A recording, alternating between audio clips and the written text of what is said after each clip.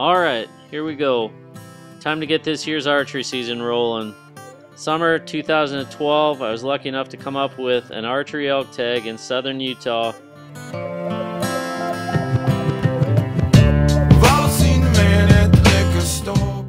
After a whole summer full of anticipation and a pile of phone calls down to Utah, September was finally here and it's time to get rolling. Pretty cool though. He's got that big old, he just bugled a minute ago, tipped his head back.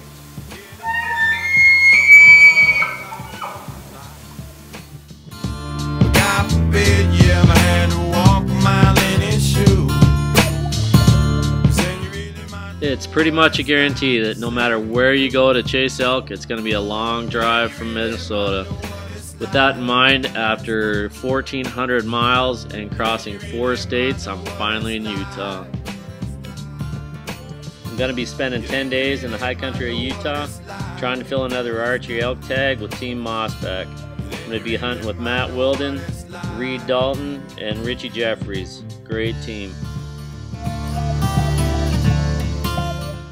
So Matt had cameras out all summer long covering this unit from one end to the other.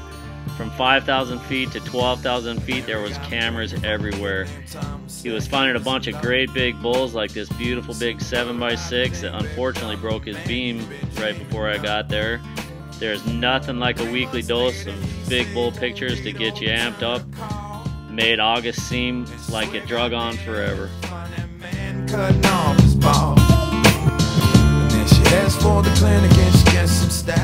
As is the case everywhere, water is a super important part of an elk's daily life. You know they've been hitting the tank pretty hard when the camera is so covered with mud it stops taking pictures.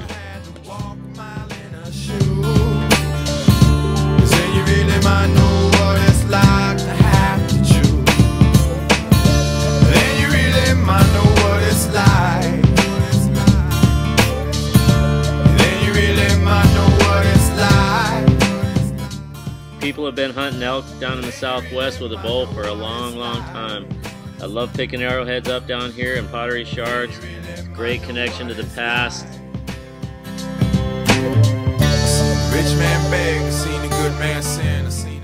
Matt also spent all summer long up in the mountains scouting and getting a ton of cool velvet footage. This will be just a whole bunch of the bulls that he filmed, and hopefully enjoy it. I licked the silver spoon, drank from the golden cup, and smoked the finest green. I stroked the baddest dimes these couple of times before I broke their heart. You know where it ends, yo, it usually depends on where you start.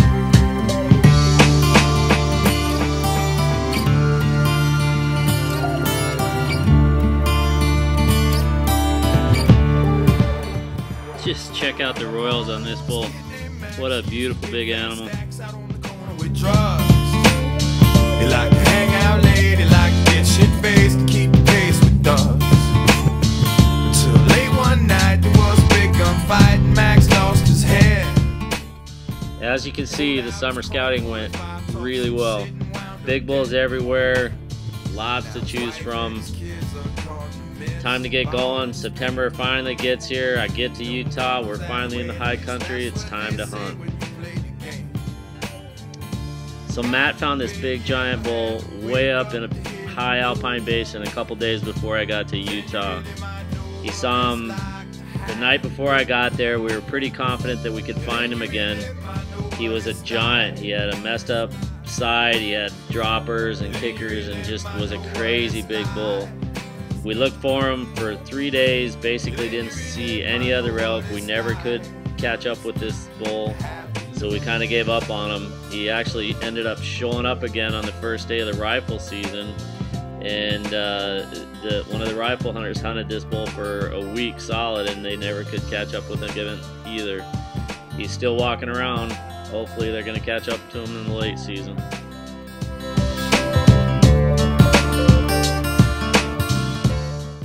As an archery hunter, you wait all year for September to roll around and the bulls to start screaming.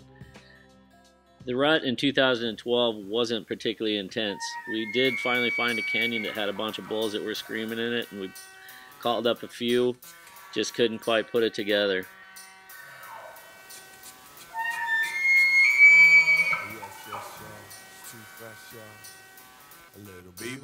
We found this bull in the back end of one canyon.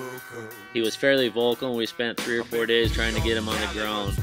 I drew on him twice. We had him at 50 yards a couple times and just kept getting busted by the cows.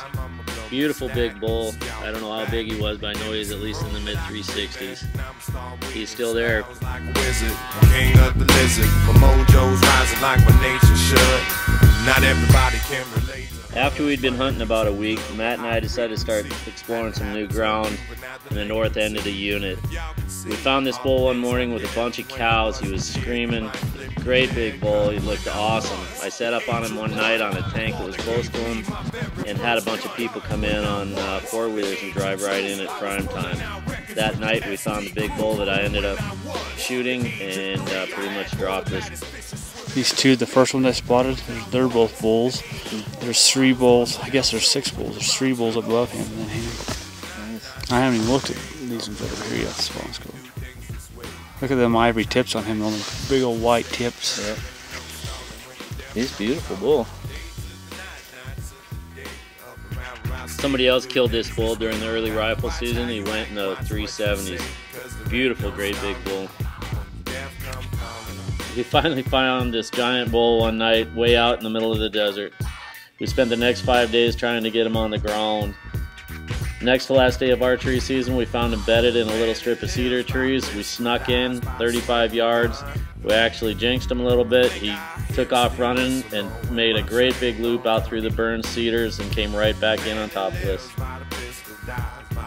He never really could figure out what had happened. We just kind of hunkered down and stayed quiet. And the bull kind of relaxed. He ended up walking out into the middle of the big burn.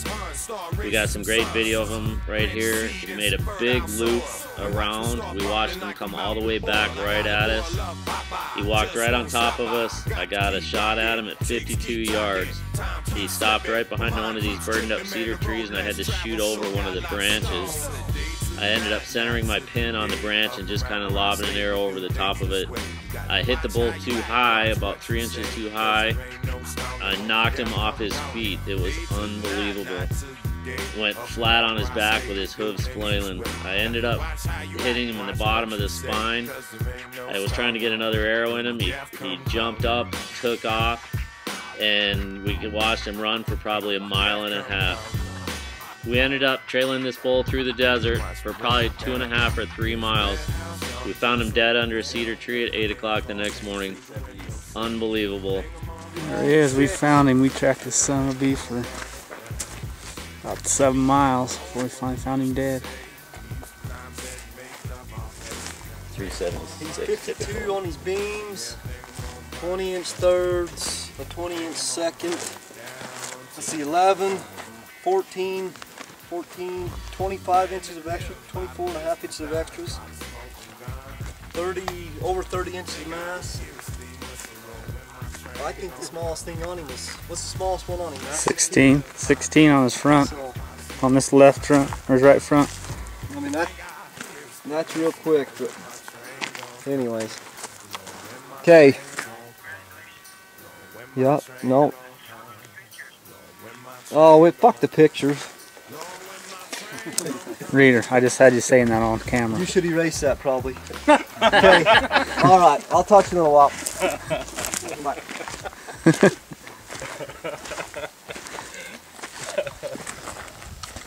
What do you think, Hillary? Good job, Hillary. What do you think? Well, I don't see 390 at 6 on him, though. I still don't see it. Figures don't lie, though. I think he's growing as he lays there dead. I didn't give him an inch. I was pretty tight with it. Yeah. Too bad you don't get mass out of tines. Okay, come over here, Hillary. Let's get this story on there so we got it on film. You want to put that on a tripod and get your whole crew in there, or what do you think? Whatever you think. You're the man of doing this stuff. I Better don't. let your cameraman. September 14th, we found this bull. We've been on him for 4 days. Hunting with mossback in southern Utah. Unbelievable experience. We first spotted this bull in the evening 4 days ago, right at dark, all by himself, way out in a big yellow cheatgrass flat. Bunch of cows. He was all by himself, nobody around, just a lonely little corner. And so we got on him the next morning. I guess we had him at about 50 yards in the junipers that morning, and just couldn't get a clean shot at him. Saw him again that night, very briefly, in the junipers. Next morning we got on him again, same spot. Got back on him tight in the cedars. I think we had him at 49 yards, or we had his cows at 49 yards, and he was on the other side of a cedar tree and just couldn't make it work. And that night we saw him in the dark, actually coming off a tank, so we knew he was still in the area. We had Richie watching him from a long ways away. It was awesome. And so yesterday morning we finally found him. He had moved maybe a mile to the east on the other side of the big peak that we were watching him off of, and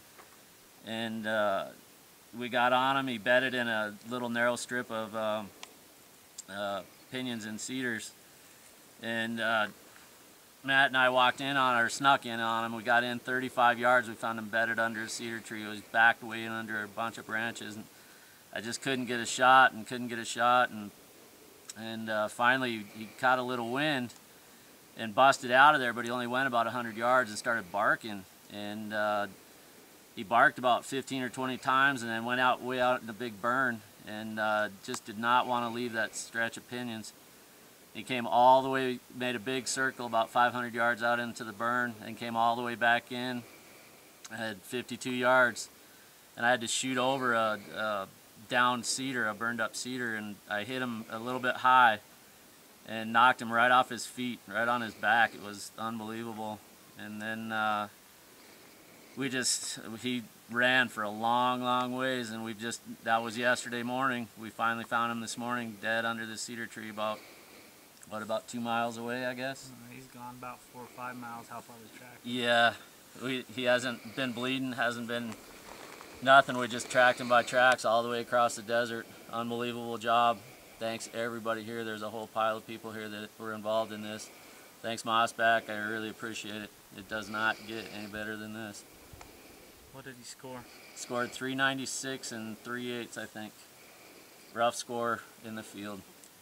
An incredible job by Richie and Matt. I mean, unbelievable. One hell of a team effort. Richie was on spot. Matt was with Hillary the whole time, and them two they worked it out. It wouldn't have happened without these two guys right here, that's for dang sure. Great day to be in Utah. Oh, it's quite last day archery season today, actually. Hey, go ahead. Somebody's got a cell phone. Get in tight with the cell phone, snap a picture. What an unbelievable big bull. He ended up with a gross green score of 397 and 0.8. Incredible.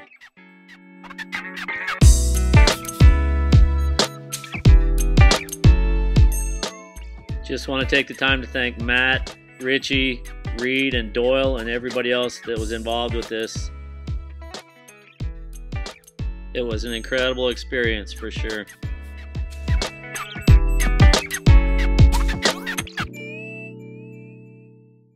Thanks for watching. I appreciate it.